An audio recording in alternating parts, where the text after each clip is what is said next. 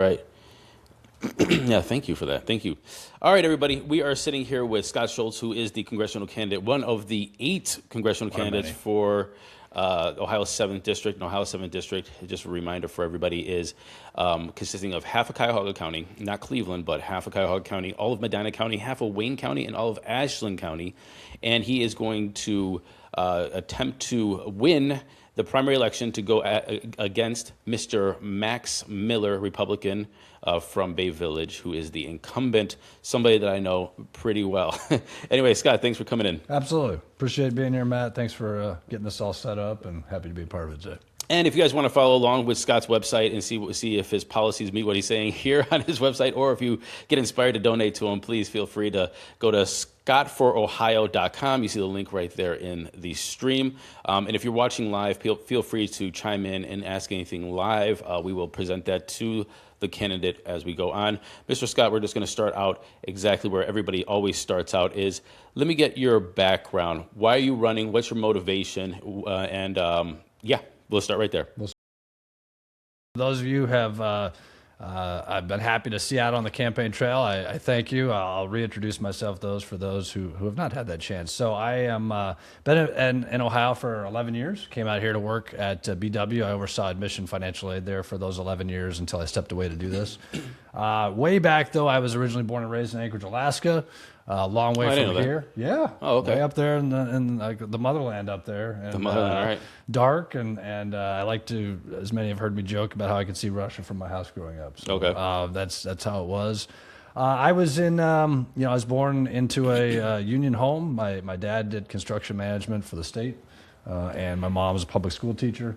And so, those values of hard work and being a part of fairness and community was always super important. I didn't always certainly understand politics and Republicans and Democrats, but I think those American ideals of compassion, fairness, and leadership were always super important to me.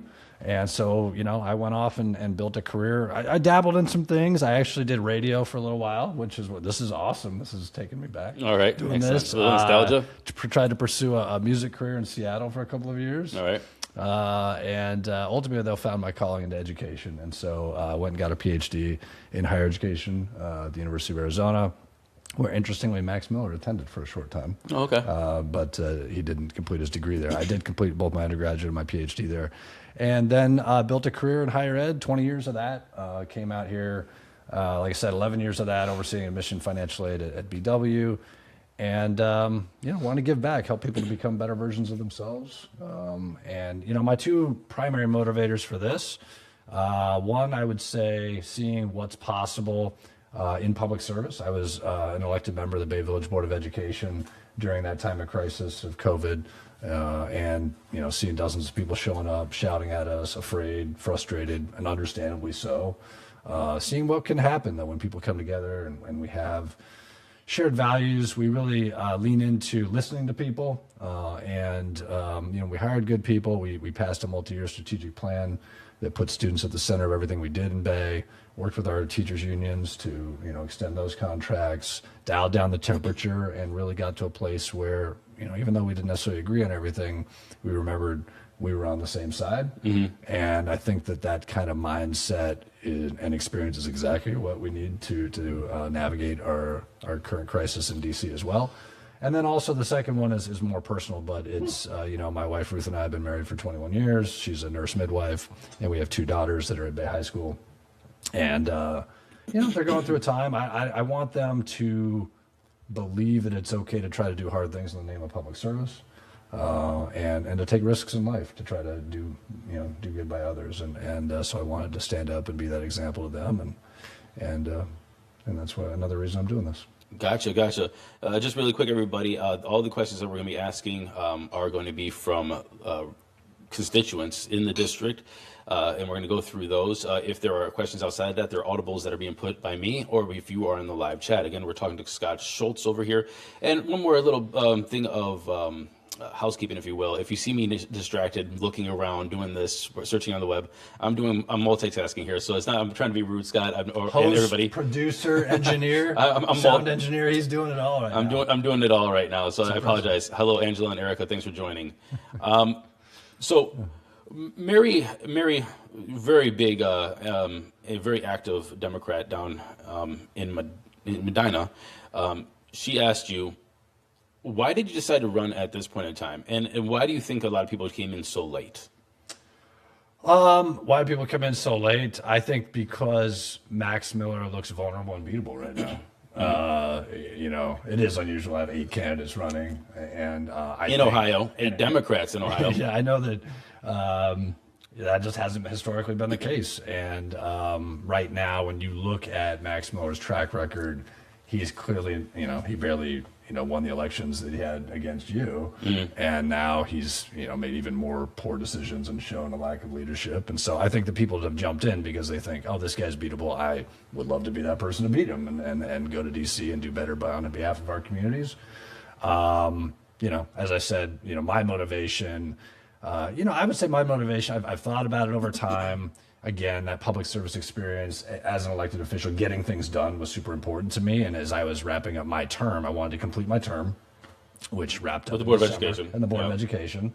I think that's important. It shows, builds trust with voters when you actually complete the term that you were elected to and show that you can get things done on their behalf as they expected you to. But as I was wrapping that up and entering my final year of my term in 2025, the One Big Beautiful Bill was passed. I saw firsthand the damage that was taking, that was enacting. My wife, as I said, is a nurse midwife, and she actually predominantly serves refugee and more vulnerable populations, and particularly folks on Medicaid. And we're subject to the immigration chaos that Trump and Miller have supported. So seeing that direct impact on people was another reminder to me that something needs to be done. We need to step up. Every generation's been asked to do that in one way or another, and that's why I felt that the time was right to continue my public service in a new way, and this seemed like the right route to do it. Gotcha.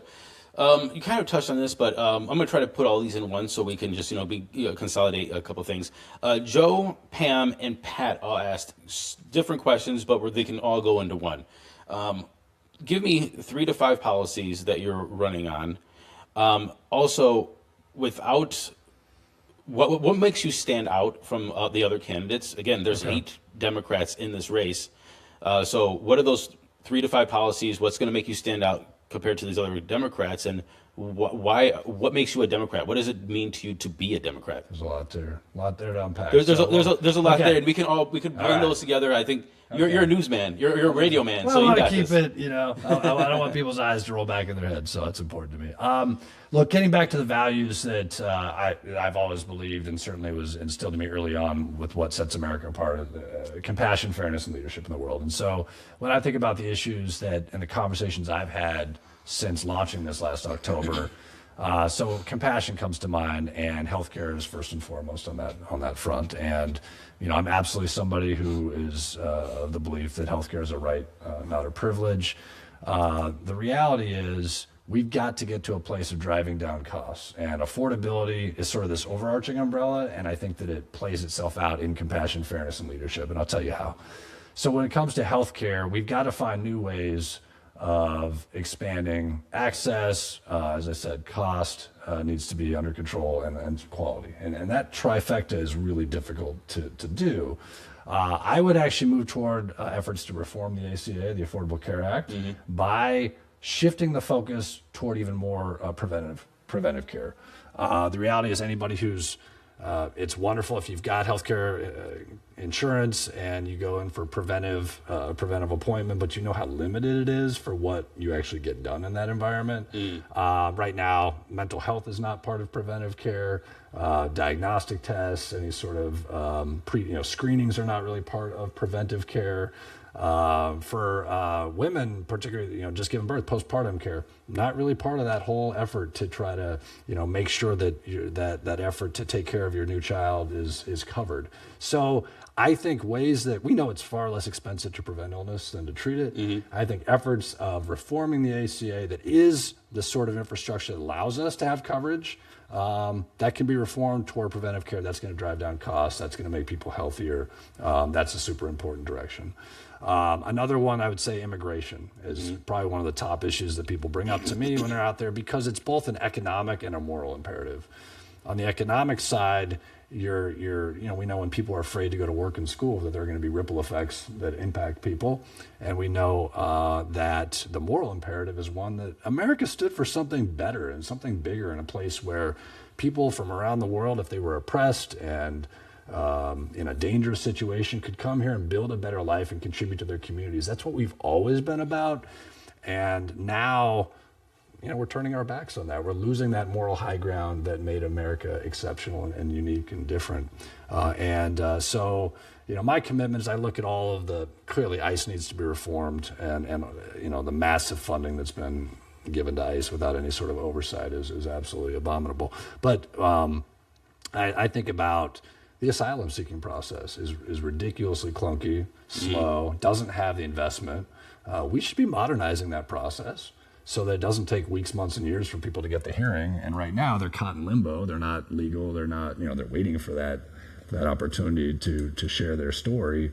And unfortunately right now, Homeland Security and Max Miller's allowing them to just be lumped into this deportation without any due process. And that's just absolutely wrong. So that's the compassion side. And then fairness, this will be my third point around sort of that vision of what we can do, would be, we think about, education, the life cycle, sustainable wage growth. Imagine somebody with a PhD in education saying education. Oh man, that's crazy. Crazy. But let me tell you why. And so I hear on this campaign trail a lot of, we need higher wages, and how are we going to raise wages? Well, we'll just raise wages. Right. We'll just raise the minimum wage, and then we've raised wages. You build sustainable wage growth through education, because when people get knowledge, when they get skills, innovation and productivity increase. And then that leads employers to compete for talent. That allows people to have more bargaining power to raise their wages.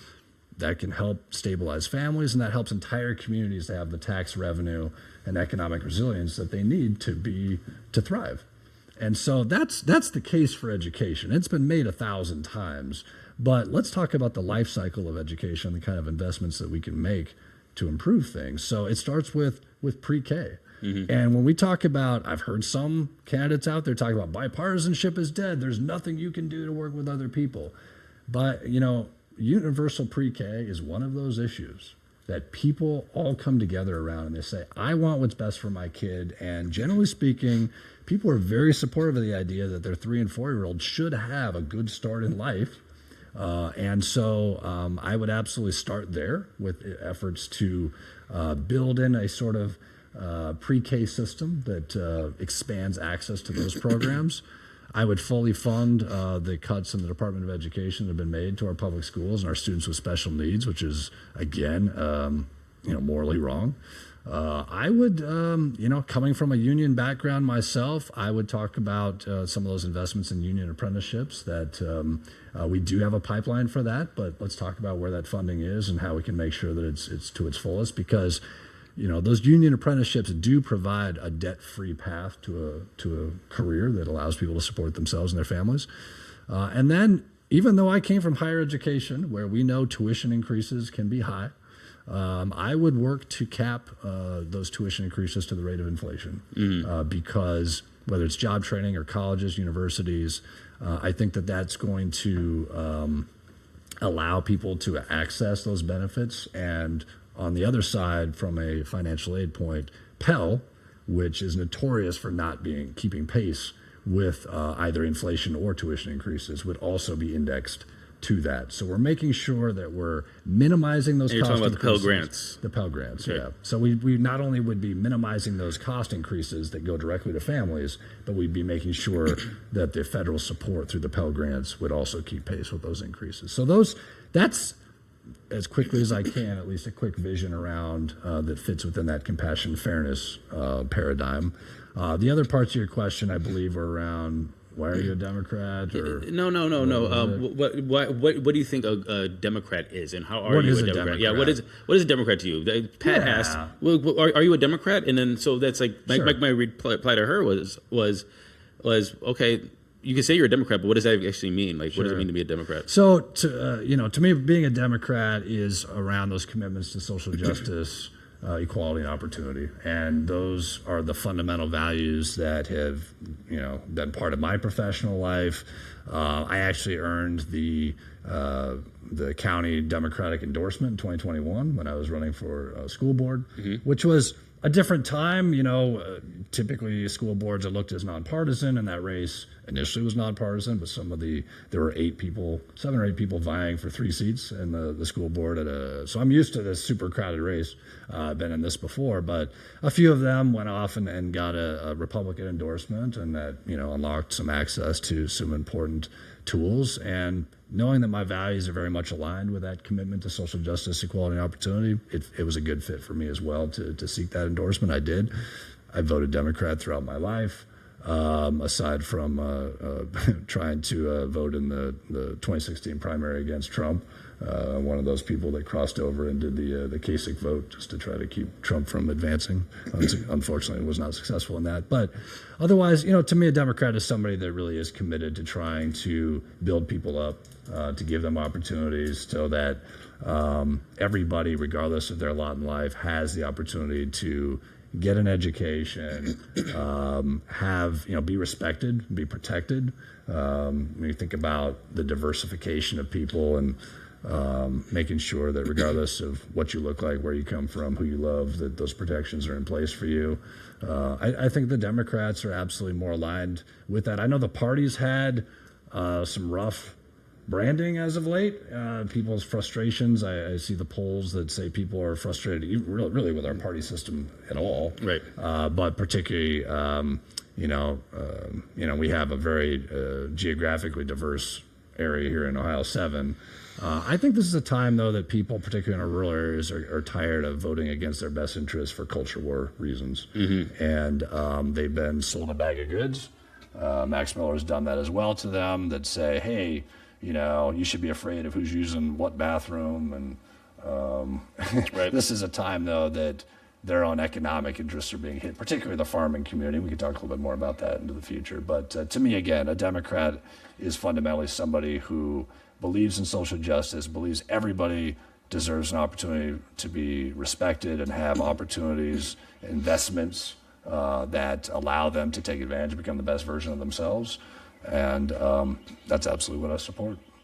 So I just want to go back to something you said, because I don't want it to be misconstrued. This is something that has happened in 2022 very commonly here in Ohio, and something that you can do here in Ohio is you can pull whatever ballot you want. If you're a Democrat or a Republican, Right. if you've historically voted Democrat or Republican, you can go down to the Board of Elections and say, I want to pull a primary ballot for a Republican, even though you're a Democrat. And what we saw in 2022 is Tim Ryan was running against, was it J.D. Vance at the time, or was it Bernie Moreno?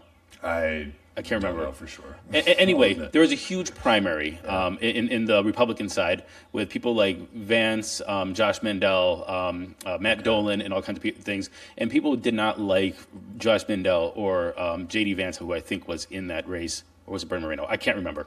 But It must have been J.D. Vance, right? Because he became senator and then... Yeah, I think that was 24. No, I think it was both of them in the race. Okay. And then the 22 one, they had like 4 candidates, didn't they? I think they had like 6 at one point, and then people yeah. started. Anyway, a lot of people pulled Democrats pulled a Republican ballot in order to vote for harm reduction, saying like, I want Matt Dolan instead. Harm reduction is a good way of putting it. So when you said that you pulled to vote for Kasich instead of Trump in 2016, I want people to understand that was an option that was given to Ohioans for harm reduction, instead of saying, oh, he wanted to vote Republican at that point. Right. That's a better way of saying it. I mean, like so many people watching this, we could see already, right back in 2016, the kind of dangers with having somebody who's so egotistical. Yeah, I just want to make that clear to everybody else, because if yeah. you're not familiar with the primary process or the options for it, Yes. And a lot of strategic ways that some people think about this,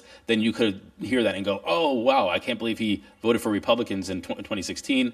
That sounds like it's not the case. And that's absolutely right. And I would also use that as a plug for our independents who might be watching this right now, because as an independent, you can go in there and pull whatever ballot you want on May 5th for this primary.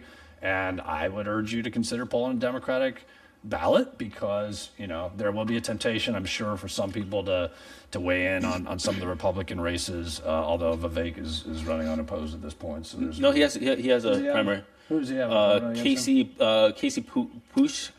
I'll say House, this: Vivek is probably going to be okay in getting through the primary. Okay? Probably. All right. So if your goal is to try to prevent him from winning that, it's likely not going to be as impactful as it would be pulling a Democratic primary and weighing in with 8 people running for this seat. And I think we got to get this right if we're going to unseat Max Miller. And right now the House obviously very divided. This is a very critical seat to get right, but we have to have the right candidate who has the best chance of unseating Max Miller. Everybody, if you don't see his name tag, we're talking to Scott Schulz, who's running for for Congress in Ohio's 7th District, and you can see him or go see his website at scottforohio.com. Look at his policies. You can donate to him there. Scott, we're going to move into campaign strategy. Yeah. What's your plan to beat Max? Look, and I'm going to frame this because it is gerrymandering's a thing. And so when I was running against Max, it was a R plus 10, the way that they drew the district, maybe an R plus 10.1 or something like that. They redrew these districts and they took out half of Wayne County and a little bit of Holmes County and drew in all of Ashland County, which moved it to around a R plus 10.5 to 8. So meaning about a half a point toward the Republican side. Protectionist move, just get a little breathing room and padding. But you said Max is beatable. You said that the Republicans were sold a bill of goods that's not working against or for the will of the people and against their own interests. So what's your plan to overcome an almost 11-point spread? Yeah. Well, here's the thing. And again, you look at the incredible job you did in competing against Max Miller. He barely pulled those off. I mean, the reality is you showed how vulnerable he is and held him to account for some of the decisions that he made. This campaign and what I've been trying to do is make sure that we're really highlighting real people. And so if you go to my website, scottforohio.com, you're going to see the faces of Ohio 7. Those are real people, real teachers, real business owners, real veterans who had the courage. And this took hard work to get people to have the courage to put their face on a political website. Many 100%. of them had not been political before. This is the most political, certainly, that I've been in running for this as well.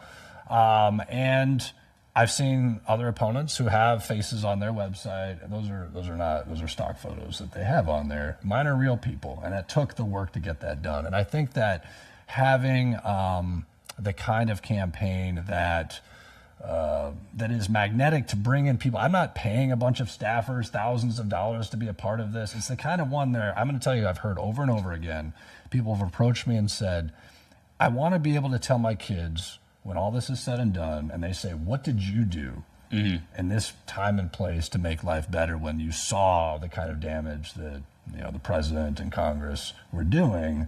And they didn't want to have a blank stare and have no answer. And so they reached out to me and said, hey, I've got a talent in events planning or in video design or whatever. And that's how we built this campaign, is bringing in people rather than paying thousands and thousands of dollars to people.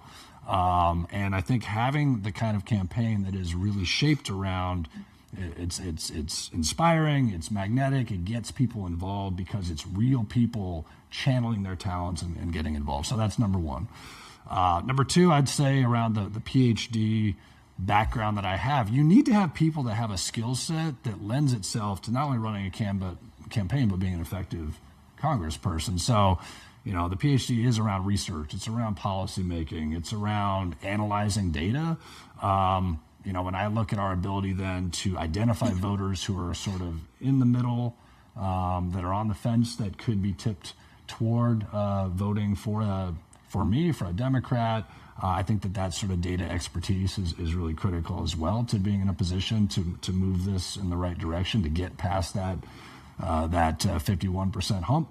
And then third, I think it's about having a campaign and a message around vision and progress rather than really, punishing people with retribution. So I hear this as well. There are candidates out there that are like, investigation, prosecution, impeachment, these are all critical things that we need to focus on. I'm all about accountability. Absolutely. People need to be held to account for bad decisions, deadly decisions. It was nice to see Kristi Noem obviously finally moved out of her position. But I think back to even when George W. Bush was president, and there were all kinds of reasons to be critical of the Bush presidency. But I don't recall Obama's message being, let's go get them. Right. Let's go make sure that, we're arresting them all and none of that. It was hope and change, a vision for progress. That's what I'm trying to focus on right now as well. And so, when it comes to Max Miller, I didn't really talk much about that third part of the stool, the leadership part of it. But, Max was against the ACA subsidies, and he was for them. He said nothing about the Epstein files until, there was enough of a critical mass of people they were clearly going to be released. And then he's like, oh, I'm all about transparency. Right.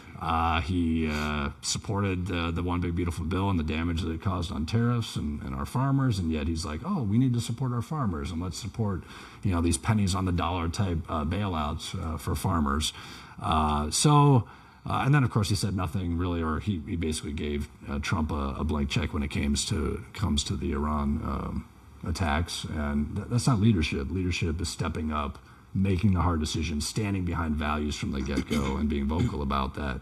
I'm not seeing it. I think that people are ready for somebody who's going to have that backbone, and that's part of my plan as well here. So I guess we could jump to this question from Linda. Linda asks then, because you touched on it, we're going to jump around a couple topics here. Yep. She asked, are you willing to remove Trump from office? Or actually, I was talking to Mike the other day, and Mike says, you don't remove people from office, but you can impeach them. Sure. And send that to the Senate. Would you take that vote to impeach them? So this is a delicate one, and I want to be very, very clear. Accountability is important, but a message that's simply driven by retribution is not a winning message. It's not a winning message to flip the seat, and it's not a winning message for getting anything done, because I'll turn to the people who are watching this right now. You tell me how much your life changed the last two times this entire focus was on impeachment.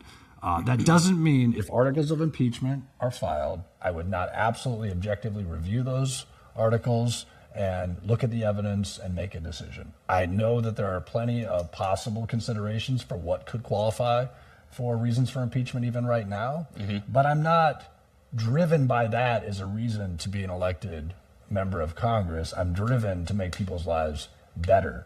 And so if, could impeachment be part of that accountability measure? Absolutely.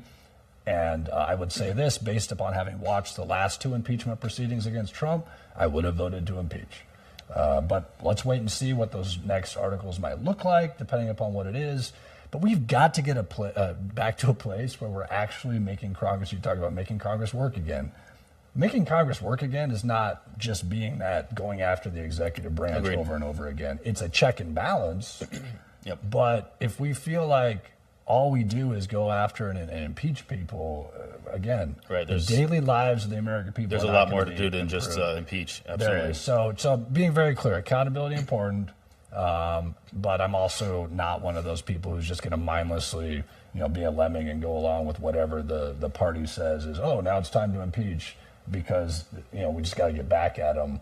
That's not how I operate. I'm going to be somebody who does my research, does my homework, and make sure that we make an informed decision. Steve Campisi, who is a very active union rep and has traveled across not only the country, the state, and works a lot in D.C. and has been a friend of mine for years. He asked, and this is a very good question, going back to campaign strategy, what is your plan to compete in the rural parts of the district? Again, it's easy to say, hey, let me frame this a little bit too.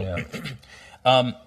The unions are seeing that a lot Democrats align themselves with the unions a lot, but the unions are a lot of people still in rural countries or rural part of the country, rural Ohio, and the rural part of Ohio is more red, or is trended more red in voting history. Yeah. And so if you have a union person that is voting Republican, but the unions have usually sided and backed the Democrats and unions had a partnership and Democrats support unions, Steve is wondering like, hey, you know what? I go to my union reps over in rural Ohio, Wayne County, Medina County, Ashland County, and they're voting for Republicans. They're voting for Trump, even though we're the ones that are talking about unions and fighting for unions and supporting unions and union membership. He's like, so his way is like, okay, if we have representation in Washington, D.C., but the unions are still voting for, how do you get the unions and the rural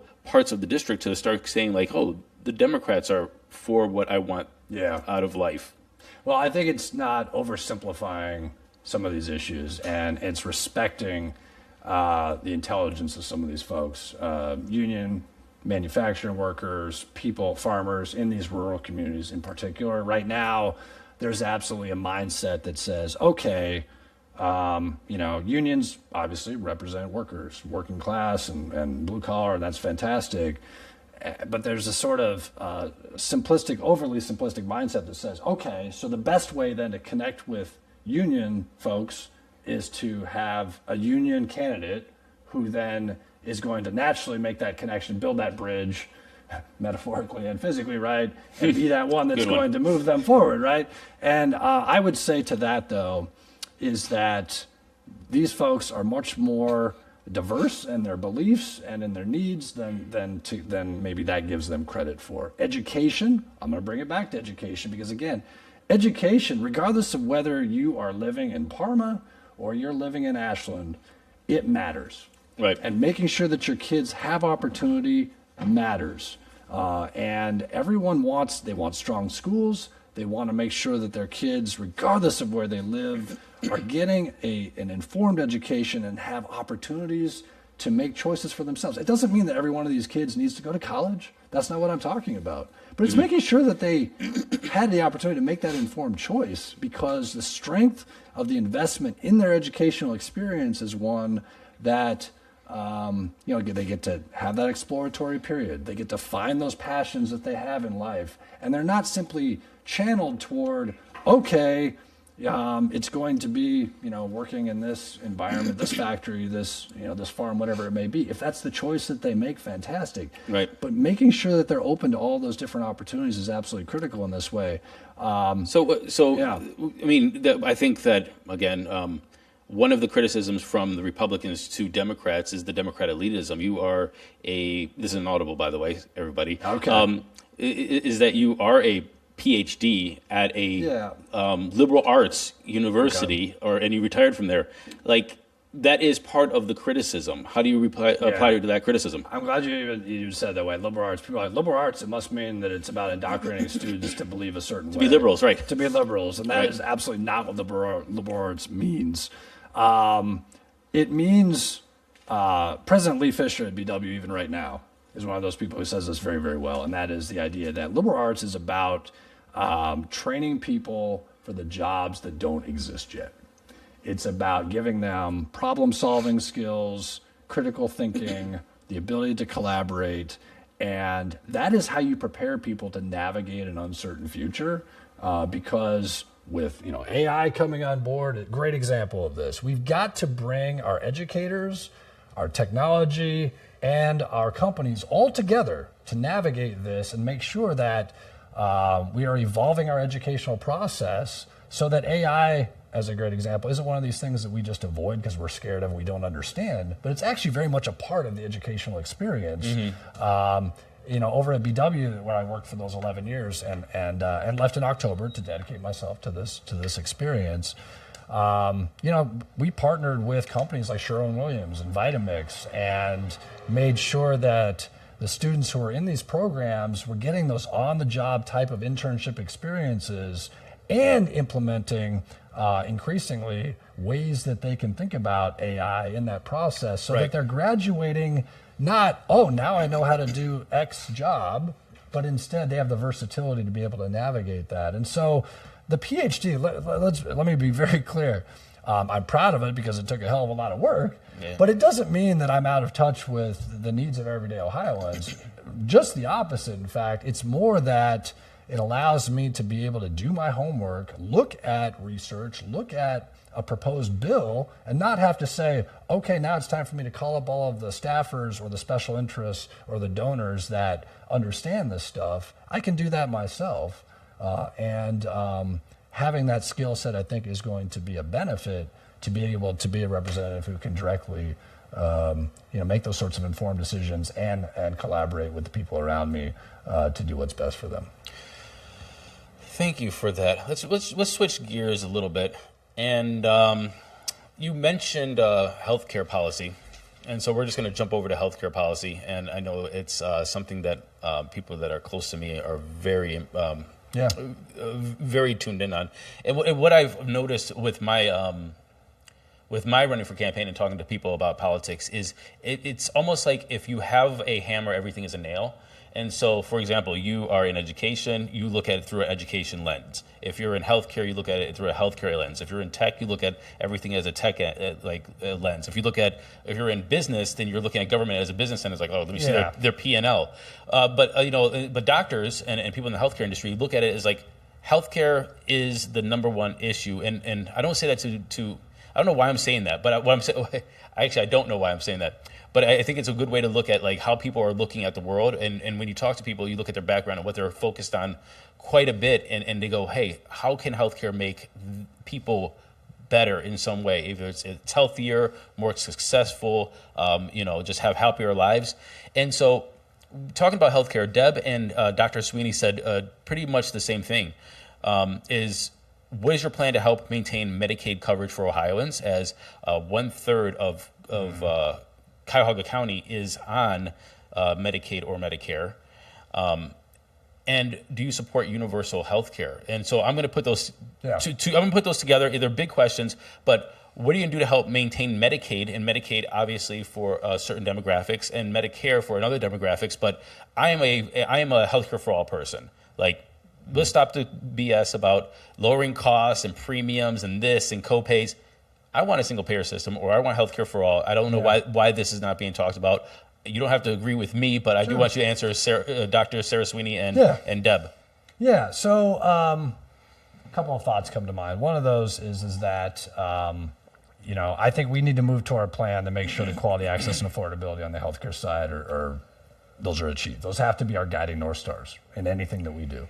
I do think that universal healthcare is that ultimate trajectory that we're on.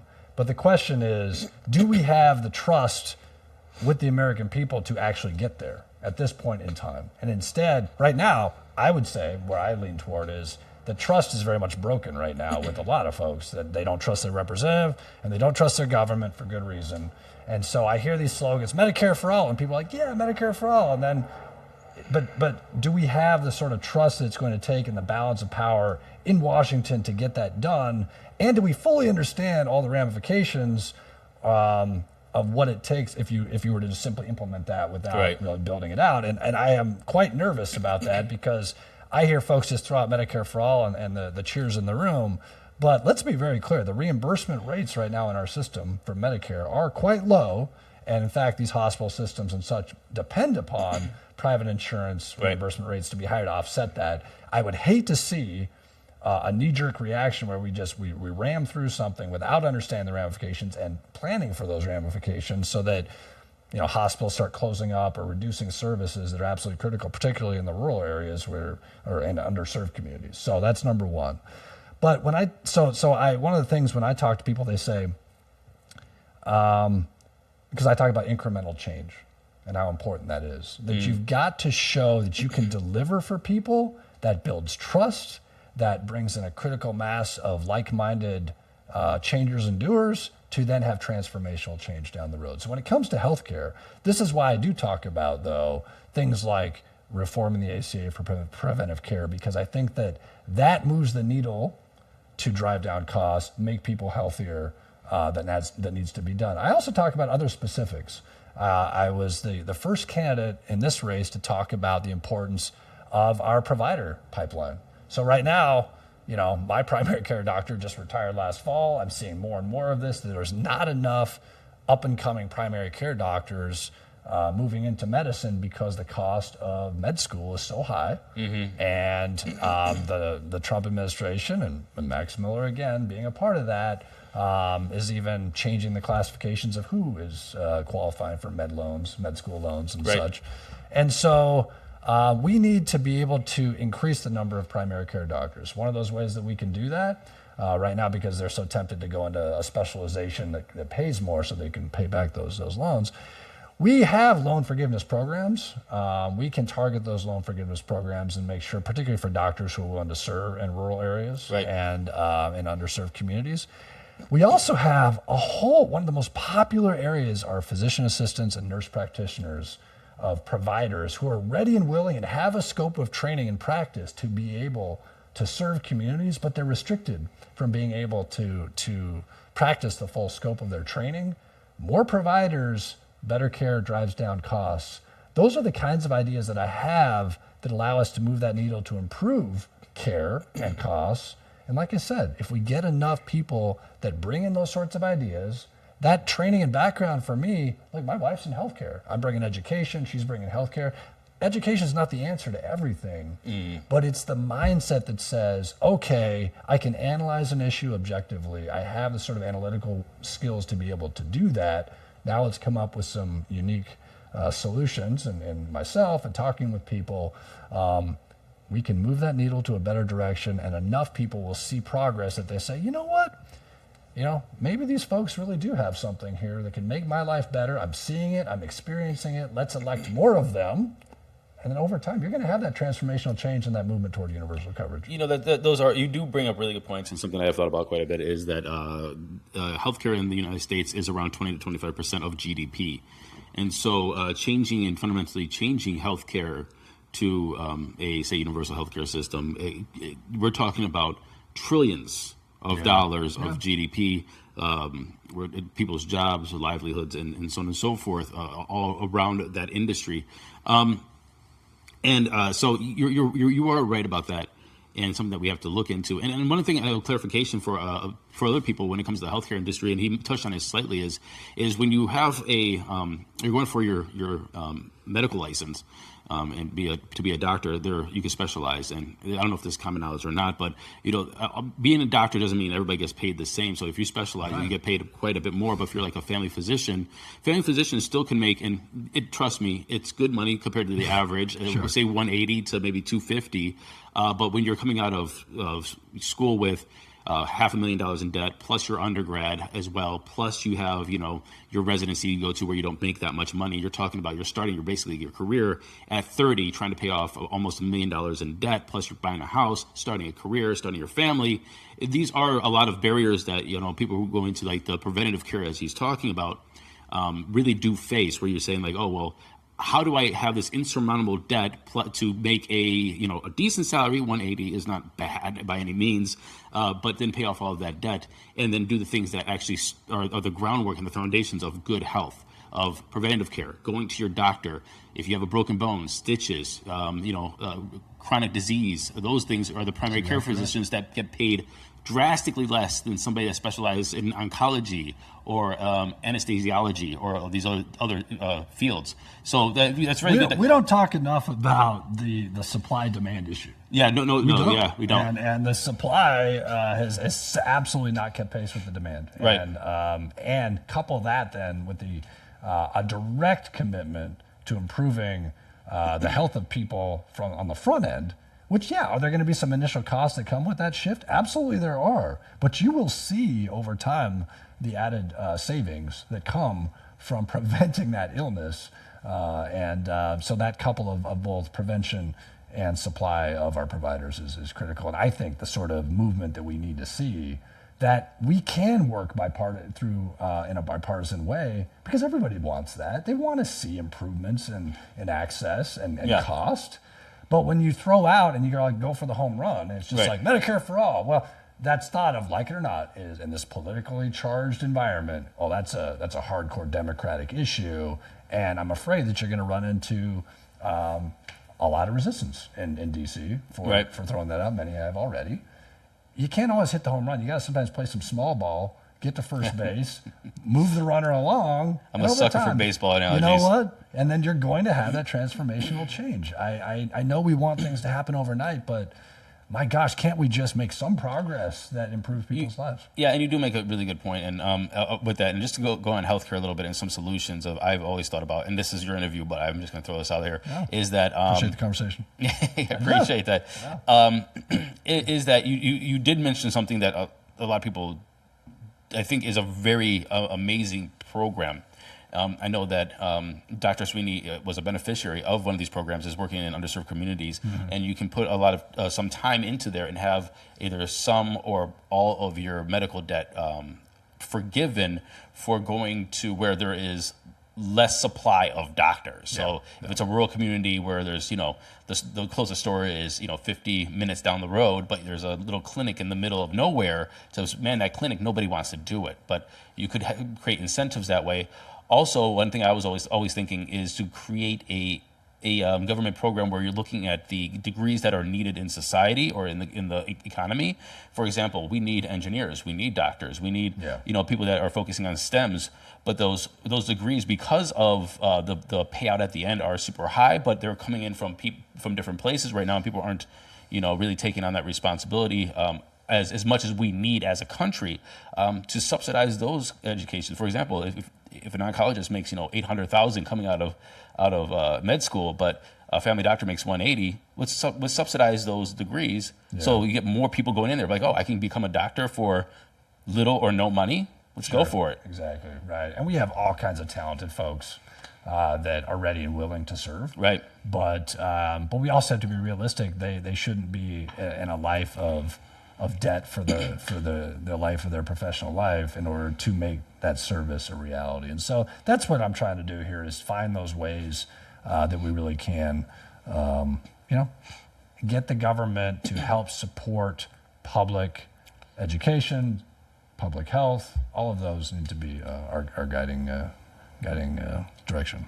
We're talking to Mr. Scott Schulz, who is running for U.S. Congress in Ohio's 7th District. Thank you for tuning in. And also, if you have any questions, please feel free to put them in the chats of any live place you're watching this live. If you're watching from your computer in your office, maybe don't do that. But thank you for tuning in. Yeah. Scott, where do you want to go at right now? We have some choices. We can go to. Oh, we're gonna spin the wheel. We're gonna spin the wheel. Foreign policy, civil rights, AI policy, governments, local representation. Where do you want to go? Foreign policy seems like a hot one right Foreign now. Policy. Foreign policy is a hot one. All right. So Jennifer Brush, who is the president of the Solon Dems, she is a PhD with a PhD that wears a hat of another PhD. And writes books about all of these things. And of course, she's looking at this from Ukraine, Russia, and Iran. And of course, we put Israel, Gaza in there. And those are all very separate things, but they are all under one umbrella, is that there's the United States either involvement or support in some way, shape, or form. First question, and I'm not going to load you with questions with this one because this is very detailed. What do you think of America's foreign commitments right now in the different conflicts that are happening? Look, I as somebody who grew up, like I said, in Alaska, and the Soviet Union was right there across the water, and I have been one of these people who believes in alliances. I think that the sort of transactional nature of where we've gone with NATO and such, although there has been some benefit to having some of those NATO countries improve their investments in defense rather than depending upon the U.S. to have more of that commitment being made has been important. But the sort of, we get back to the world order depends upon believing that America is going to be there for you. Mm-hmm. And we're losing that clearly. And I'm very concerned when I see, we always wanted to believe we're the good guys. And we're critical of Putin and Russia because we're like, oh, look at them invading Ukraine and trying to expand an empire. But we're the good guys. We spread democratic freedom and principles. And now, we're going into Venezuela and taking out a leader. Not saying he was a bad dude. He's a bad dude. But we're immediately talking about the oil benefits of doing so. Mm-hmm. And you're like, is that good? Are we the good guys there, right? Mm-hmm. Here we are now.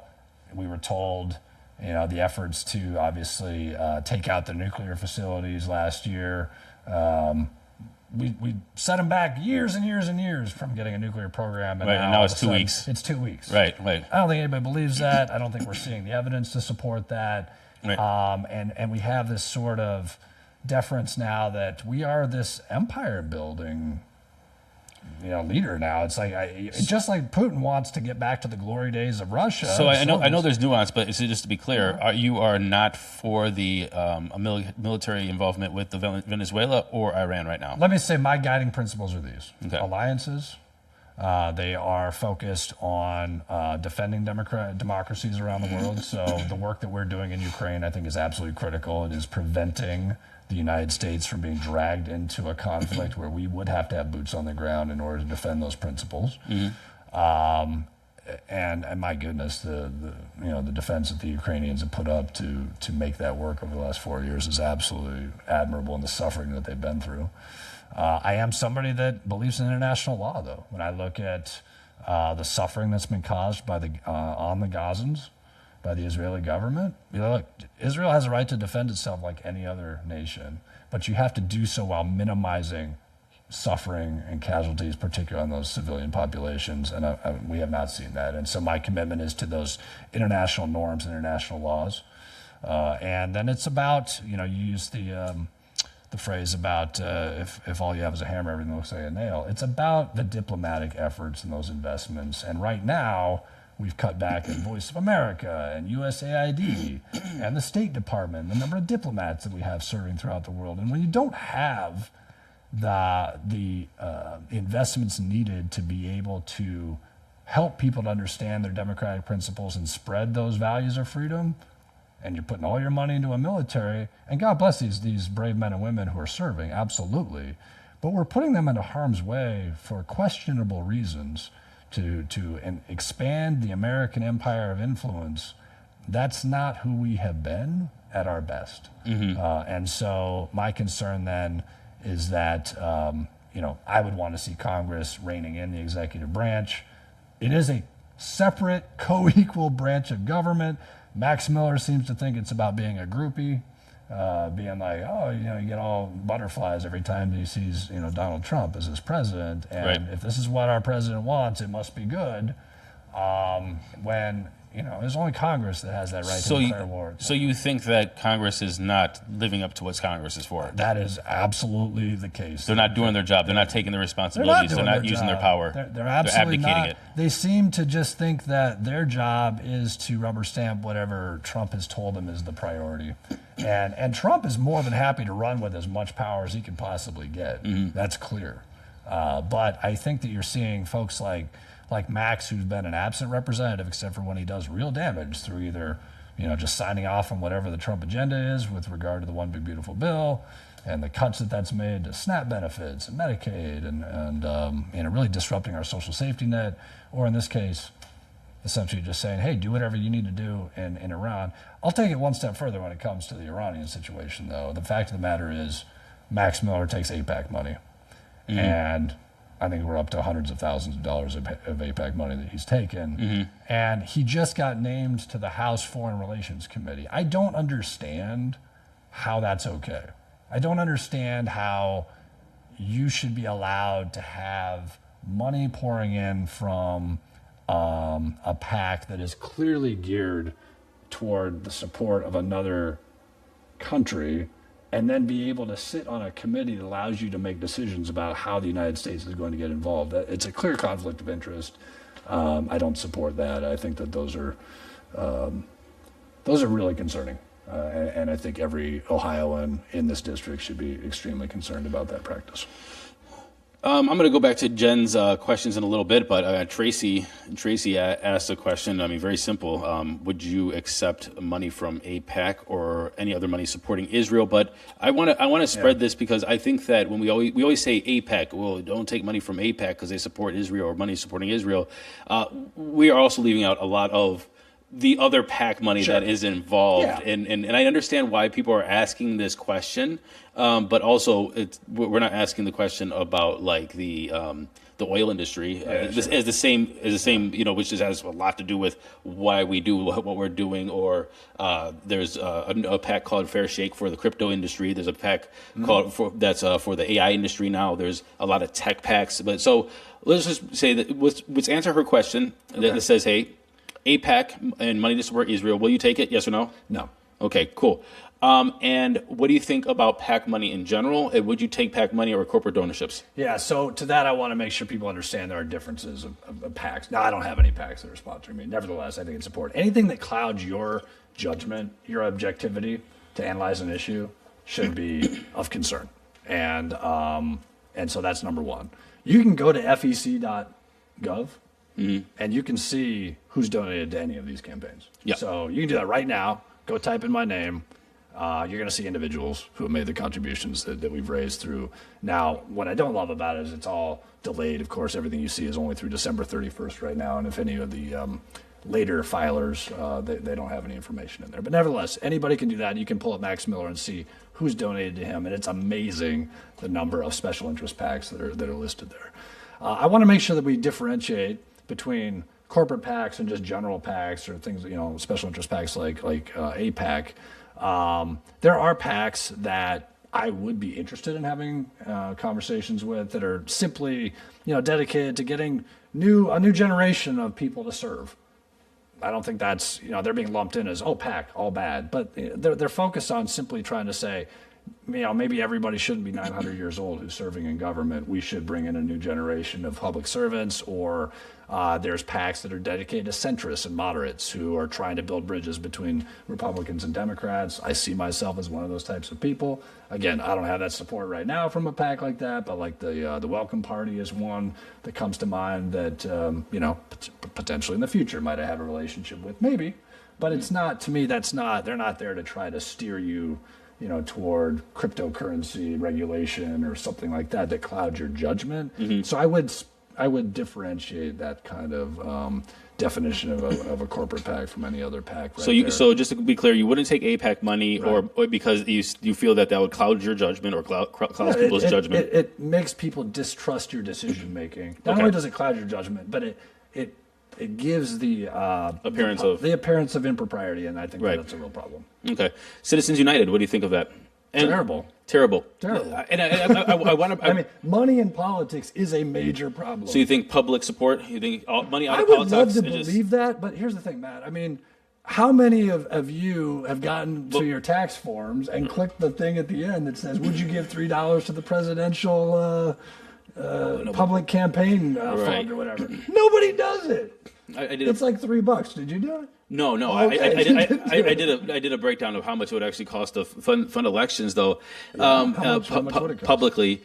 Per person? Do you know, like per household or per tax filer? No, just per election cycle. But do you know how much is actually in an election cycle right now? I don't. So per election cycle, there is more money per election cycle than the MLB and the NBA make in revenue together. Yeah. And I want to. It's a whole industry for sure. It's a huge and more than the NFL. And I'm talking about every team, every ticket, every seat, every ad, every hot dog, every jersey. There's more money in politics than the MLB and the NBA combined during a presidential election year. And so I think it's an issue. I just because I like these kind of philosophical questions, we always say money out of politics. Yeah. Overturn Citizens United. But what Citizens United said is money is speech. And corporations are thought of individuals, and individuals have the right to put money in speech. Now, somebody said before was like, hey, corporations just shouldn't be thought of as individuals, full stop.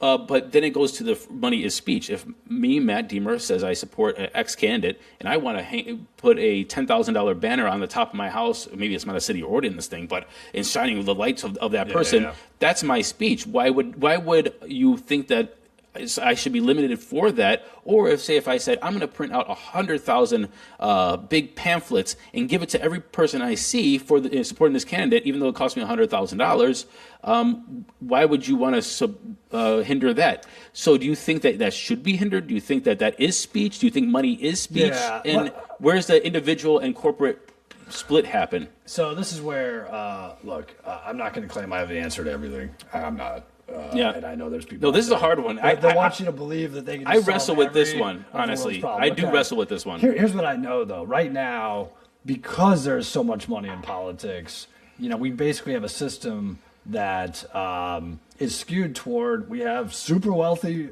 people being elected to Congress and other areas, and we're surprised then that their policies are clearly skewed to enriching themselves and not building people up. Go back to like the Great Society and this whole idea of making sure that those public investments were made so that people could be more educated, healthier, et cetera. And so. This is why I've been advocating for things like, whether it's making Election Day, as an example, a national holiday, or simply guaranteeing protections that allow every worker to have that paid time off to go cast their ballot. Those are things that are important because it ensures that people can make sure their voices are heard regardless of their financial standing in life, so that they can have their voices heard and represent their best interests. Right now, with the way money is, I mean, it's absurd because these corporations clearly have an upper hand. Or individuals, but they all have the upper hand when it comes to getting their message out. Right. And so then all you're hearing then are those messages. It's one of my concerns, even in this campaign. You're seeing, some of these insider endorsements from, representatives in California that endorsed one of my opponents. And you're like, what does that have to do with Northeast Ohio? That's influence and money in politics. And I think that we should all be questioning that and whether that should be there or not. Yeah, I did the math on Elon putting $250 million into the presidential campaign, and it was like almost the equivalent of us having a Netflix subscription. Yeah. And it's like there is a huge difference between $250 million for say Elon and us, putting in money being speech. But then again, do you have speech and money? I always thought that was an interesting question to ask. I don't think corporations should be thought of as individuals, but then again, how do you hinder individuals with money and speech? I just think that money, there's an exception there. Money out of politics, full stop, and it should be I get it. public. It's just that it becomes, are people really willing to have their tax dollars used to support candidates running for office, particularly if they're candidates that are extremists or have crazy views, and that's part of the wonderful thing about our country. Is and then that could go into separation of church and state if you're running on a religious message and you're having money. That could be really interesting. Yeah. Again, I don't have the answer, but it's one of those questions that I do wrestle with. It's a great one, but we can agree that Citizens United was essentially money in politics on steroids. And how is that good for our democracy? It's not. What's the solution? That's to be continued to be debated. 100%. Okay, so we kind of touched on foreign policy a little bit, and just to wrap that up, I just wanted to be clear. You support the United States giving money and arms to Ukraine to defend itself. I do. You do not support the United States being troops on the ground in Ukraine, or you do? I don't think that should be. No, I don't think that's should be our direction. You did not support. I think that our support for Ukraine is to prevent that from happening while still being in a position to support democracies to defend themselves. You think Israel crossed the line with how they have bombarded the Gaza? I think the evidence is pretty clear that through the misery that the Gazan people have suffered, that it's well beyond crossing the line of what should be appropriate. Well beyond military conflict. You do not think we should have attacked Iran here, and we have no real reason that was given to the American people? I'll say until we see the evidence that a case is made beyond simply take my word for it from the president that they had 2 weeks from a nuclear weapon, that no, as of now, that the case has not been made, and I would not support it without that evidence. And going in and taking out Maduro was probably not a good idea, or was? I would say that Maduro no longer being in power is a good thing, but the United States, if that is our criterion for justifying the ends, justifying the means of the ends. If that's how we operate, then that's a whole new world right now. There's lots of bad actors throughout the world. Then why are we getting him and not everybody else? Yeah, and let's be real. From the moment it was done, there were discussions about oil revenues coming in and all of that. So there's all kinds of bad dudes and throughout the world. It doesn't mean the United States has the resources or commitment to be able to make the world right. That's not my position. It's that, again, we have alliances because those are important to support our allies. It's one of my frustrations with the continuing attacks on Canada. And we need to be able to support democracies to support themselves, to defend themselves. But again, hold other nations accountable when they step out of line from international norms, international law, and do everything we can to make those investments in diplomatic efforts so we don't find ourselves, using that hammer unnecessarily. And I would say, as of now, we've not been shown that the use of the hammer in Iran was necessary. Everybody, I'm hanging out with Scott Schulz, We are hanging out. We are hanging out. We are hanging out. Yeah, we are. And running out of coffee, though, Matt. I have a whole pot I brewed over here for you. Right. That's where we got our morning interview. We power through here. Yeah, Scott Schulz, you can check him out at scottforohio.com. He's running for Ohio's 7th District. Congress, by the way. Yes. Moving forward, very, very hot topic right now that is being talked about in the Senate. The SAVE Act. And the SAVE Act has many different layers to that. And there's the layer of ID to vote. Then there's what the SAVE Act actually does with that and proving citizenship and other things. I want to break these off to two different things. Do you support an ID to vote? Yes, I think that's fine. Do you support the SAVE Act? No. Okay. Those are different. Take those two and make them different for me. Okay. Well, the SAVE Act is taking it a step further to make it more difficult for people to prove that they are eligible to vote. I mean, that's fundamentally what it is. And the reality is, look, I was very proud to be in the first election after the January 6th insurrection in November of 21, when I retained my school board seat. And I saw firsthand how seriously our poll workers take their job. They're volunteers, but they are out there and they want to make sure people have the opportunity to step into a safe environment, to be respected, to cast their vote. The SAVE Act is nothing more than an effort to try to restrict the ability of people to vote because clearly this administration is afraid that when more people are able to vote, that they're not going to support keeping them in power. They're nervous. And so they find these excuses. Look, it's already illegal to vote if you're not a U.S. citizen in our elections. It's already illegal. The SAVE Act is one of these, hey, let's make people feel better about, it's finding a solution to a problem that's not really a problem. There's been no evidence that there's, some massive fraud taking place in our elections. What this is really doing is it's disenfranchising women in particular, because for women who have changed their name and have to now find a marriage certificate and a divorce certificate if they've unfortunately experienced that, I mean, it's just another hurdle for them to have to go through to be able to prove their constitutional right to cast their ballot. And that's wrong. And they're doing it because they're afraid of what happens, like I said, when people do voice have their voices heard, because they know that their policies are unpopular. This is where I'm back to a real constitutional democracy is one that is expanding and encouraging people to be able to vote who are eligible to vote, not trying to restrain that.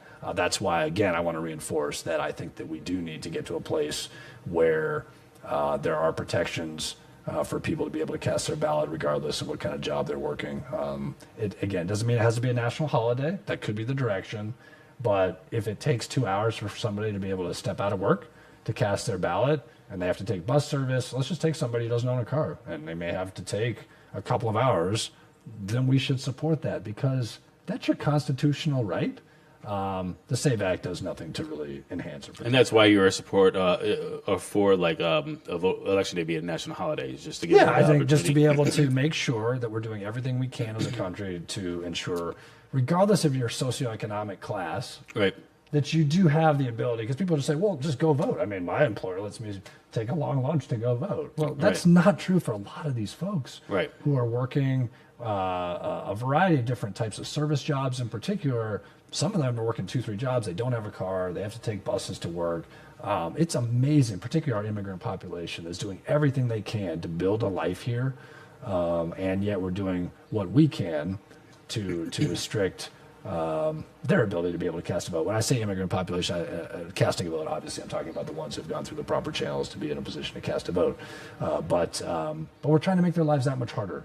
And restrict the voice of people, and that's not something I support. So you mentioned, and I feel like this is almost a little unfair because we are in person, and most of my I asked to come in though. Yeah, are going to be remote, and so we have a little bit of different way to have rapport here. Yeah, I think it's important. But So that's why I reached out to you, because I knew it'd be more fun to do this and made a better audio and video quality, and then I wanted to see you in person. well, it's good. It's good to see you. So, yeah.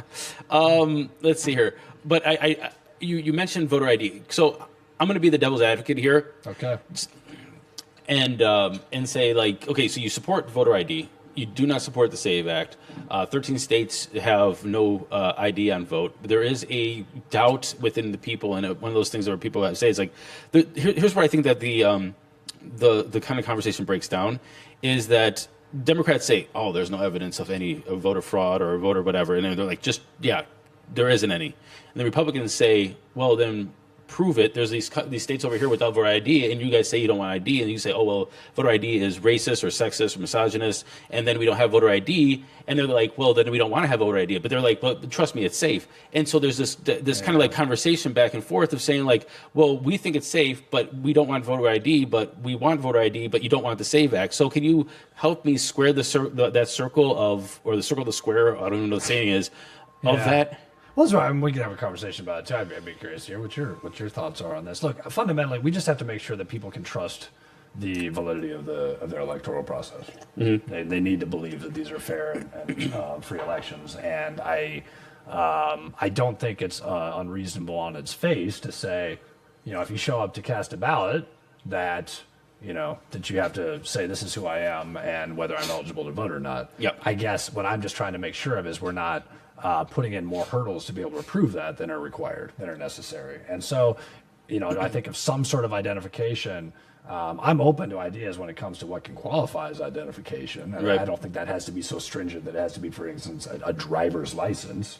But, should there be some way to say this is who I am so that, and a database so that you're not, voting at one location and then going to vote at another location. Is this happening? No, it's not happening. But again, we're just really throwing out all of these sorts of possibilities. And so I'm just trying to say, the SAVE Act fundamentally, as I understand it, and maybe, our viewers might have continued to take an even deeper dive into it, is that it is trying to find additional hurdles for people to be able to prove who they are when they've already done so. They've already met the sort of critical hurdle to say, this is who I am and I'm eligible to vote. Well, let's add 2 or 3 more. Right. That just isn't necessary. So, look, I don't see how it is that we add new legislation to fix a problem that there's no evidence that it's a problem. And the argument that, well, then prove it's not a problem is a false approach. You don't prove something is not a problem, and the burden of proof is on proving that it is. And if they can't do that, then that's why the SAVE Act is not necessary. And I've not seen any evidence that they've shown that would justify the use of the SAVE Act. We're going to go to the local representation really quick. One thing that's really, thank you for that, by the way. I threw audibles at him. Again, we're working off the same questions for every candidate, but depending on how much coffee I have and my mood I'm in, questions could vary. No bathroom breaks. So. There's no bathroom breaks to this whole thing. That's why we're live. So he's sitting with his legs crossed. He's like, he must have to go. Right? We're good. And we've been sipping coffee this whole morning. Do you need to pause really quick? No, I'm good. All right. I'm here. All right. So one thing that Wayne County has always told me, and you still have half of Wayne, Medina County, not so much, but they do feel it down in, say, Wadsworth. And I'm assuming Ashland is the same, is every time you have representation, every time you have these statewide candidates, every time you have these congressional candidates, the last place they go is there. Like, it's like, hey, let's go campaign there. And then once they're elected, their office is in Parma. Their office is in, Rocky River or something, and then you don't see them until election time. Yeah. Are you going to do something different if you were elected to change that? Yeah. Well, here, I've had this come up actually in Ashland, in particular, is one that stands out to me. I met with the women's group there as part of the Ashland Democratic Party, and it was like, we're afraid if we'll never see you again after you get elected. It happens all the time. I get it. This is, I think, one of the benefits of having somebody who is not like, I'm not flying around in my private jet or anything like that. In reality, if we get there is, if I got elected to D.C., I'd be living in my office because there's no way I could afford the kind of rent You know, Right. I know Max Miller's able to throw down for a condo or a townhouse. he owns a house there. Yeah, I mean, ridiculous. I mean, to have that kind of cash flow. So I'm going to be living in my office, and I'm going to be going back and forth. And I think that one of the benefits of that, though, is that, look, I'm not going to have some cushy setup out there in D.C. I'm going to be looking forward to coming home and sleeping in my own bed Right. As much as I possibly can while fulfilling my duties. So, look, here's the thing. The track record is important, and this is what I think differentiates as well me having served as a public elected official. And people say, well, it's just school board. There's nothing that gets people more fired up than their kids. And so I did serve as a publicly elected official, and I showed that I kept showing up, and I kept listening, and I kept having these sorts of conversations. I was available really every other Monday at these public meetings, and we had, good engagement, good dialogue. There is absolutely no reason that I would not be going out, because it's important to me to hear the perspectives of people to shape my understanding of some of these issues. Again, a representative is not somebody who should be an expert on all things, but they should have the skill set to be able to decipher information and make informed policy decisions. But a huge part of that is going out and continuing to have the dialogue that's so very, very important. I've already been to all of the counties and areas multiple times that are part of Ohio 7. We've got ongoing visits that are still on the docket to do so. And I would just say again, look at my track record. That's how I show up. It is how I do my homework. It is how I listen to people. And I fully intend to continue to do that while sleeping in my own bed. So would you have an office in Ashland or Medina or Wayne? Yeah, why not?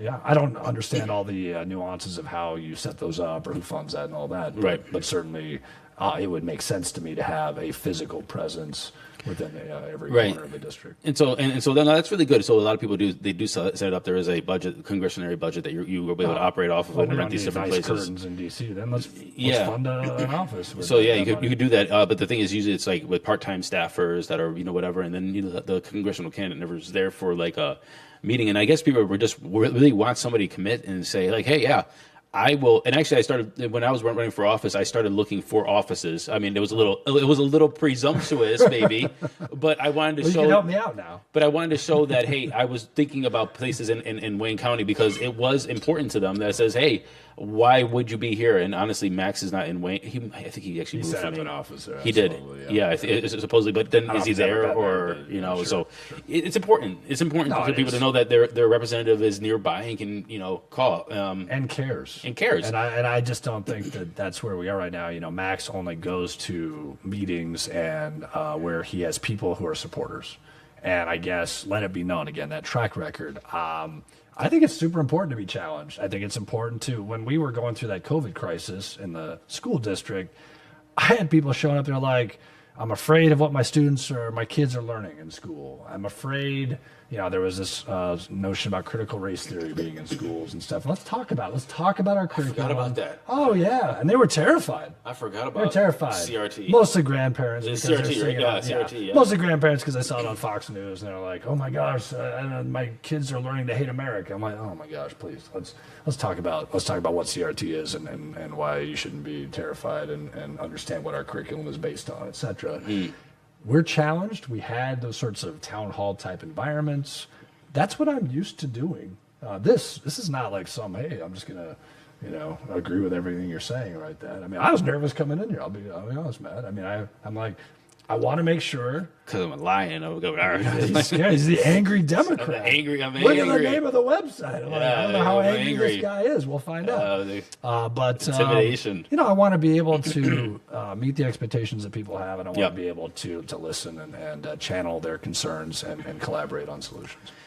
Everyone, we're with Scott Schulz. He's running for U.S. Congress. You can see his website here. It's scottforohio.com. He's running for Ohio's 7th Congressional District, which is half of Cuyahoga County, not including Cleveland, all of Medina County, half of Wayne, and all of Ashland County.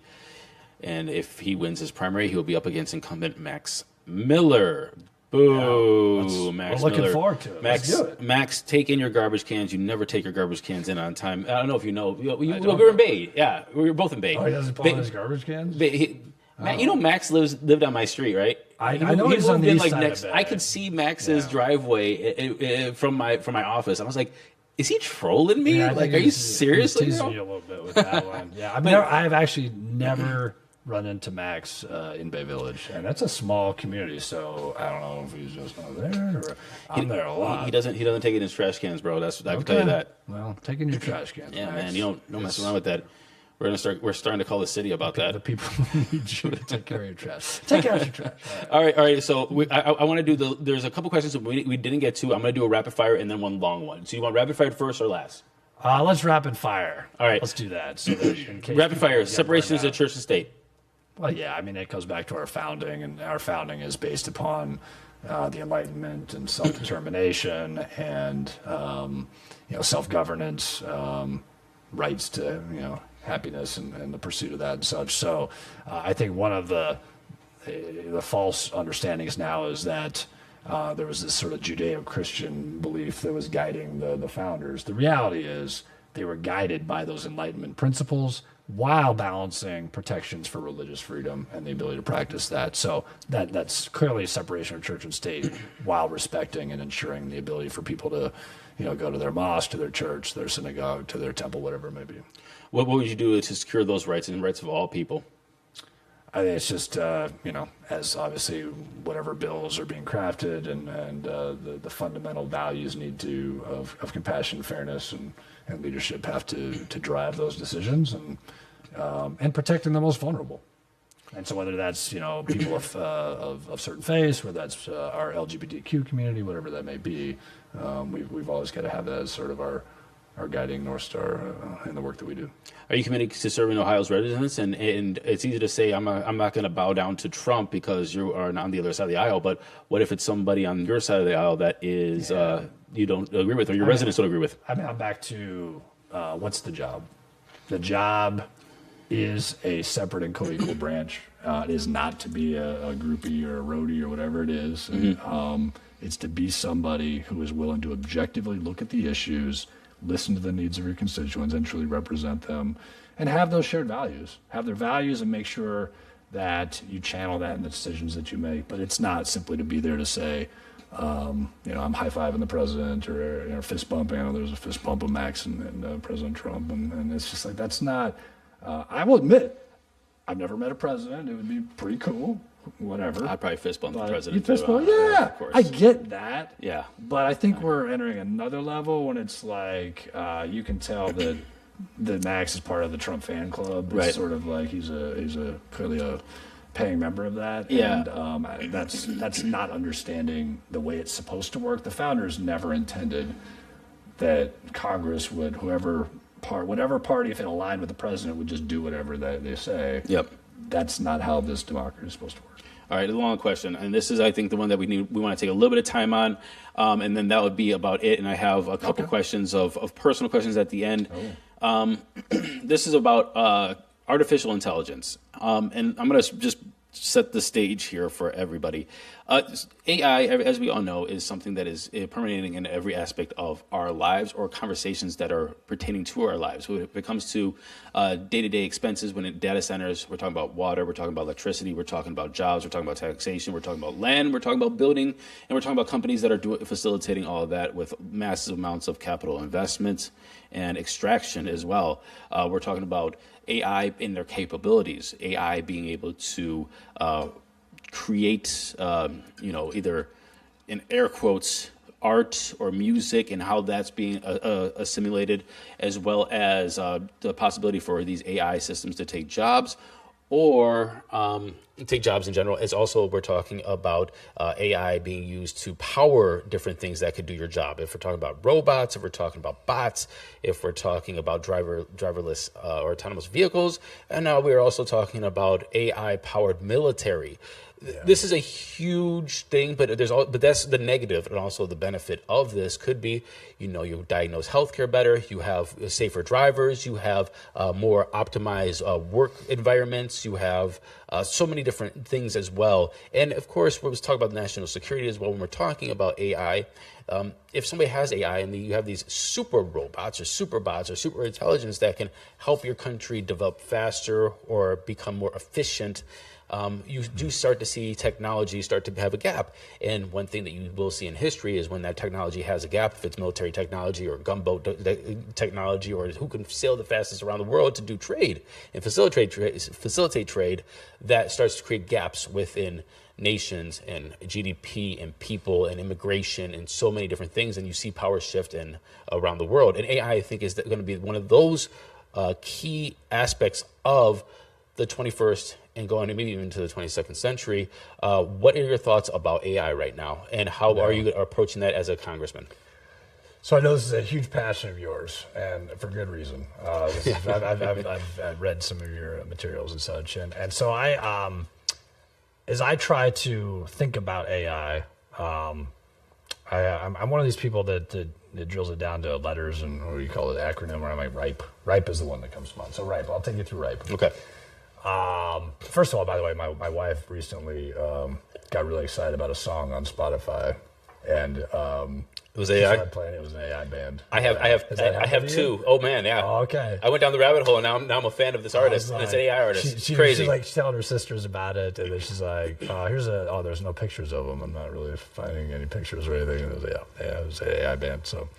So it happens. It's okay. It's okay to be fooled by that.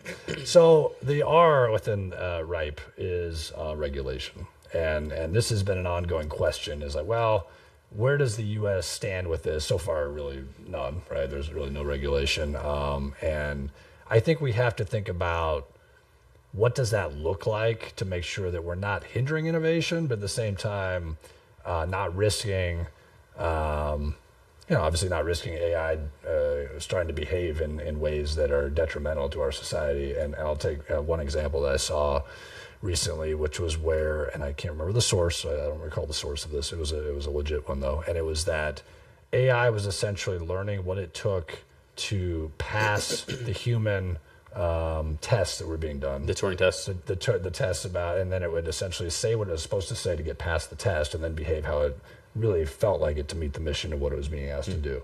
And so it's smart enough to realize how to manipulate people to get past the test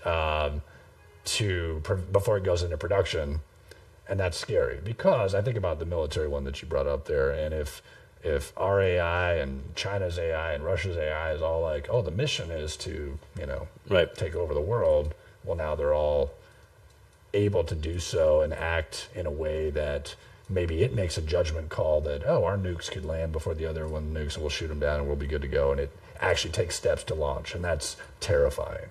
So I think regulation needs to be, it cannot be unilateral. It's got to be engaging with both our allies and our adversaries to think about the true impact potentially of where AI is. Oh, we got a live caller. I didn't know we were taking calls for the Yeah, that's not supposed to happen. You're on the air. Into that.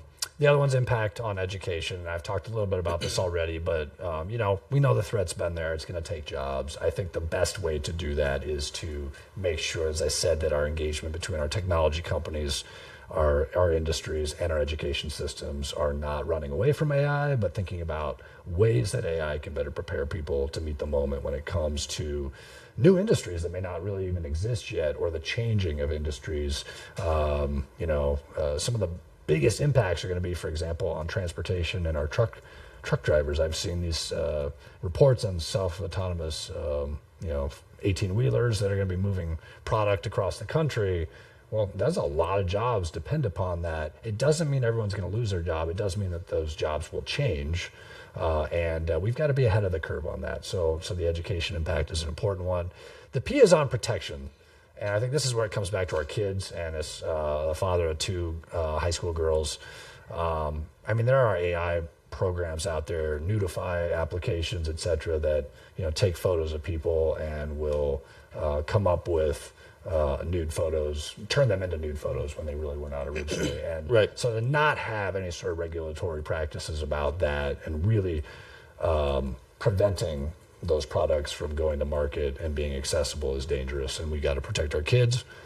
And then the E is on the energy side, and we've seen the reports about how expensive it is and how much power these data centers require. We know that's going to have an adversarial impact on our environment, but also driving up costs on energy, electricity that is right now just being sent to the consumer to pick up the tab. And that's, these are companies that are incredibly profitable because the potential of AI is infinite. You would think, it reminds me a little bit of publicly funding our stadiums and such. I mean, these are millionaire, billionaire types. Right.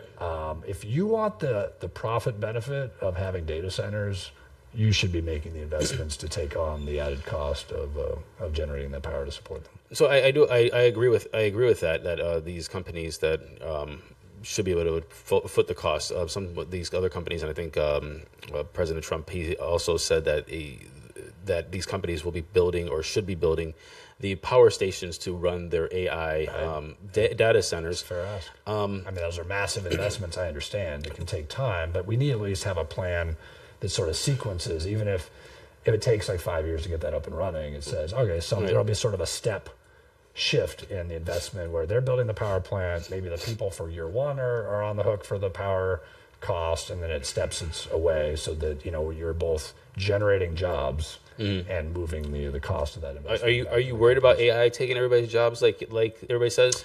I'm not, because I think that over these many decades, we've always been told that technology is going to take everyone's jobs and there won't be any jobs anymore. I'm more worried when I talk about some of those examples around how government and nation states depend upon AI to start making decisions that affect our geopolitical relationships, and our military engagements. I think that there will be an evolution of our economics that has always happened every time new technology has come in.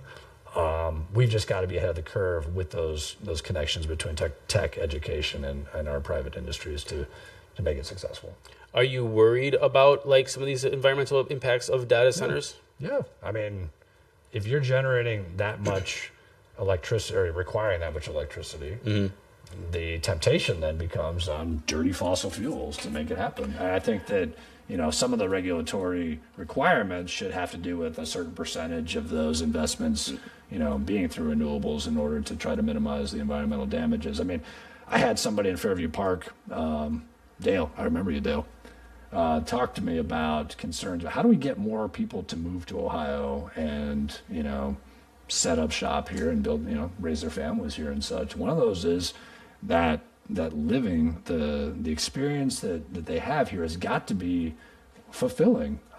Yes, your education, your job opportunities have got to be there, but we can't lose sight of making sure that the quality of life is something we're also protecting and lifting up. And we do have the metro parks throughout the Cleveland area, and there are many.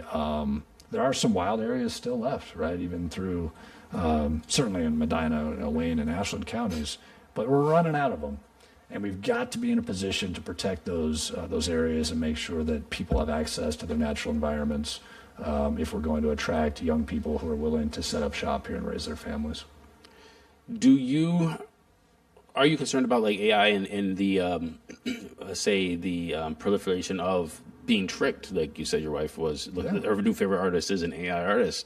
What about the news? What about movies? What about again, what you said, deepfakes and things like that? Yeah, no, it's this is why we got to get back to that sort of regulatory question. I don't think, regardless of what side of the aisle you're on, you just think this is all great. I mean, there are clearly concerns if you're seeing, politicians or actors who are saying things that they never said that are tricking people into believing positions that were never true. There is danger in that.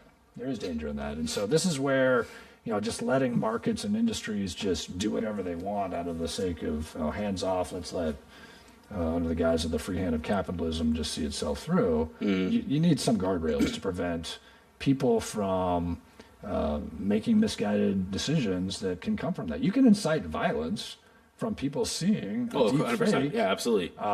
We've already gone far enough with a really good deep fake of Trump saying, "Hey, we're going to nuke Tehran." Hey, you know what? I mean, we already saw the danger of him standing in front of the White House on January 6th, and that wasn't a deep fake, and we saw how dangerous that is. So imagine what can be said through deep fakes or Russia hacking in and using our social media platforms to put forward a deep fake that gets people riled up to start attacking our government. There's danger in this. And so, again, those partnerships, not just the regulatory environment, but those partnerships between our tech industries and our companies and such need to be first and foremost. It's always an interesting question, and I'm just going to do my little tangent here for a second. Okay. It's always an interesting question because when we talk about regulation, when it comes to AI, it's either limit technology, which if the cat's already out the bag, the cat's out the bag, if Pandora's out the box. So it's either you're going to limit it to the people, or you're going to and have the company still have exposure to it, or it's going to be wiped out, which means you're doing some kind of like Dune, Butlerian Jihad sort of thing. I don't know if you're a Dune fan. If you're a Dune fan out there, you got what I'm saying. So in Dune, AI will before. There's Easter eggs for all kinds of people. So here's a little Dune lore, by the way. So before the Butlerian Jihad, humanity relied on thinking machines, and then they said no more thinking machines, and that's why you have the Dune you have now, where you used to have physical controls and no computers that think for you, and blah blah. They said we're not doing this anymore. AI has gotten out of control, and so they got rid of it and made it illegal. And if you find that, it's big consequences. Yeah. So there was that aspect of it, but the other aspect is then how do you have those guardrails? It's the only way you can really do that is finding a digital certificate way, and people like Sam Altman is doing that, to authenticate humans, to authenticate yourself, to authenticate the content that you make, and to do that in a digital manner, which sounds a lot very anti-privacy, anti-Fourth Amendment there. Isn't that what like crypto blockchain essentially also does? There's an independent verification. So I mean, it's not like this concept is completely. Oh no, they're very good. No, there's definitely technological ways to do that. But then how do you tie that to an individual, which is interesting? It's like because biometrics potentially could be biometrics, but then who has your IDs? I know, and then so it's interesting. It's interesting, and so anyway, there are ways to do that. I think in technology, but then you're going to have to convince people to give up biometric IDs that they're going to be safe in a certain way, and then I don't know.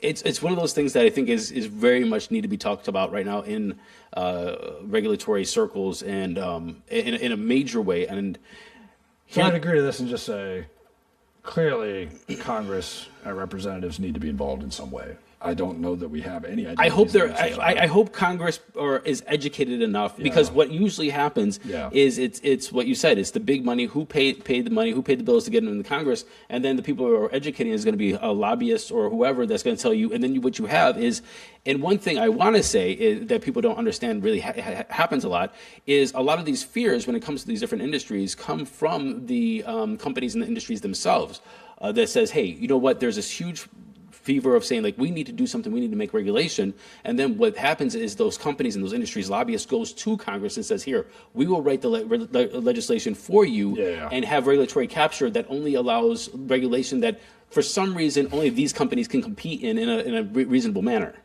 That's so I'll just reiterate this one more time, why it's so important, though, then to have a representative who has independent thought and the skills to be able to navigate that kind of environment, so they're not dependent upon staffers or external entities to do those things for them. I have been to meetings that have suggested from other candidates that said, because there was some questions like, can you do this? And they're like, well, don't worry about it.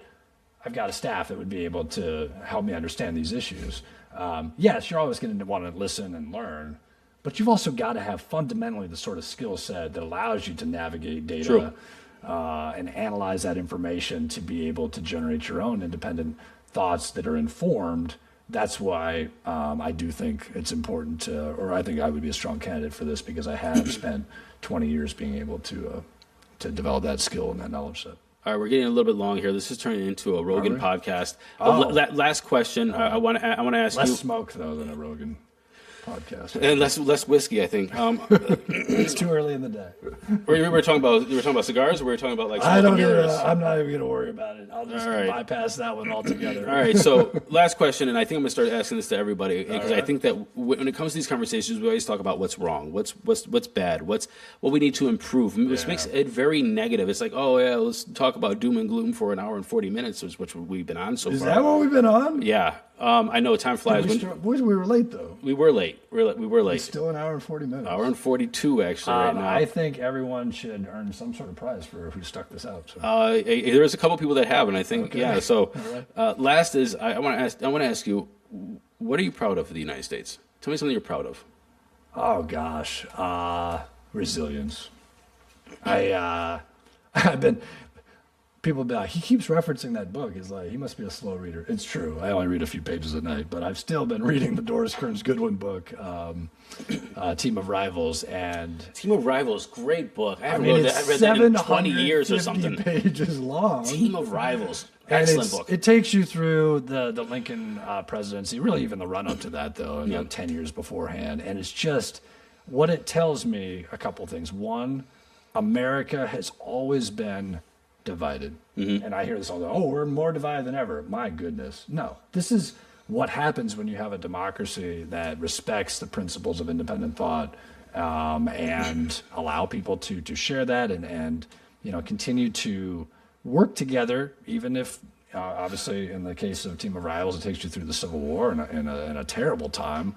But fundamentally that we are principled, we are committed to even if it wasn't there initially, we have over time moved toward that arc of justice and truly living out the principles that this country was founded upon. And we've gone through terrible situations with the Civil War, obviously, and facing down fascism during World War II, and picking ourselves back up after the Vietnam experience, 9/11. But this is still a place that believes in the possible and continues. And this is where, I think it's so important for us to continue to put out that vision of possibility and hope. I think a representative needs to be that, not just that retribution idea that we should be pissed and make everything about getting back at the other party or whatever. It doesn't mean that accountability is not important, but we have to have a vision and a belief that we can make life better. And I think I'm so inspired by our American history and meeting people over these last 5 months that continue to remind me that they've overcome challenges in their own lives. We've overcome challenges as a country. And I think we can continue to move in the right direction and do good on behalf of our communities. I was gonna thank you for that. Yeah, Team of Rivals. Shout out to that if you ever read it. Really good. The final 100 pages. Real good book. So real good book. There. And Profiles of Courage. I want to give that a shout out as well by JFK. Yeah. Undervalued book that one is. I think whoever reads it, they go, oh wow! But they're just really short stories of people who made choices that took enormous courage at the detriment of their futures or their own personal reputations, and because it's what they believed in. And so, Profiles of Courage, Team of Rivals. Excellent. Scott Schulz, running for U.S. Congress, Ohio 7th District. You can check him out at scottforohio.com. Leave with a closing thought. Absolutely. I'm going to ask that right now. Are you? Yes. Okay, I thought you might be shutting us down. I didn't want to make sure that. Yeah, I can appreciate. I know there have been people even on your site that have been like, there's so many candidates. I don't know how to decide between them. Let me just give you 3 reasons that I'm different than anybody else who's out there. One of those is I'm the only educator in the race. And I think that it's not just about, valuing the educational process. And every one of us has that one teacher, at least one teacher that stood out and had an impact on our lives. And I'm one of those as well. And I support our teachers and come from a long line of teachers in my family. But it's, again, that skill set that enables you to be able to serve in this capacity on day one and not just be dependent upon staffers and special interest groups and insiders to be able to do that. That's number one. Number two, I'm the only person in this race that has recently navigated as an elected official, not an intern from a long time ago, but truly navigated as an elected official a crisis in our community with the people around me in a leadership role to be able to listen to people. I have that track record of listening to people, different sides, and moving our community past that crisis. And the kind of experience that brings about will prepare me to navigate the challenges that we're facing in DC right now. And third, I'm the only candidate that's really showing new ideas. Not, again, nothing wrong with the idea of Medicare for all or the Green New Deal, and there's good in all of that, right? But I'm the only one who's really putting forward new ideas that you haven't heard elsewhere around. Let's talk about that preventive care. Let's talk about enhancing the provider pipeline in healthcare to drive down costs. Let's focus on immigration and the asylum-seeking process. I'm the only one who's getting into those types of specifics and moving beyond just the basics of increasing the minimum wage, Medicare for all, those sorts of broad-based slogans that have good behind them. But I'm going to continue to reiterate, we have to rebuild trust with the people of Northeast Ohio. We do that through incremental change. We do that with new ideas so that people see real progress in their lives. Everyday Ohioans feel that, and we move toward transformational change over time. So I 100% greatly appreciate anybody who's been willing to sit through our time together. I've enjoyed it very much. I thought we were sitting around 30 minutes. It went by so fast, but I really appreciate everybody's willingness and consideration to be a part of this effort and to give me that chance to be your representative on May 5th at the primary. So thank you. All right, thank you, Scott. All right, have a great day.